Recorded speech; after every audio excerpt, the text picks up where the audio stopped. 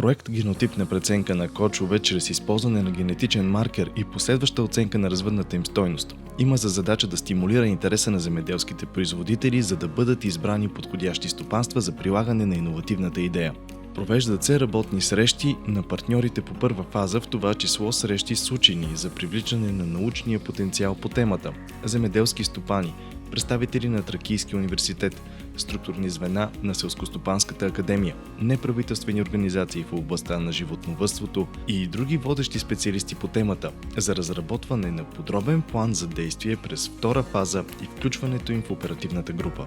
Провеждат се също информационни семинари за земеделски стопани, техните организации и други заинтересовани лица с цел представяне на ползи, свързани с идеята на проект и привличане на нови участници.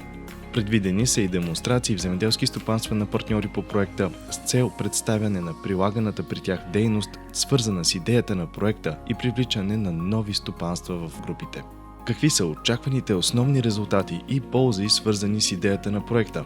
Правилно изградена структура на породите, максимално използване на мъжки разплодници с висока развъдна стойност и доказана препотентност по основните селекционни признаци – млечност и плодовитост. Иновационната идея е използването на ДНК маркерите, генотипизирането и ранното прогнозиране на ефекта от селекцията, които са основни предпоставки за икономическата ефективност и повишаване на доходността от овцевъдството. Породно усъвършенстване и рязко повишаване продуктивността на овцете чрез въвеждане на съвременни методи на селекция. По-висока млечна продуктивност и плодовитост при овцете. Понижаване себестойността на продуктите от овце, повишаване на конкурентоспособността на млечните и местни продукти от овце, подобряване благосъстоянието на овцевъдите, което е предпоставка за опазване на екосистемата.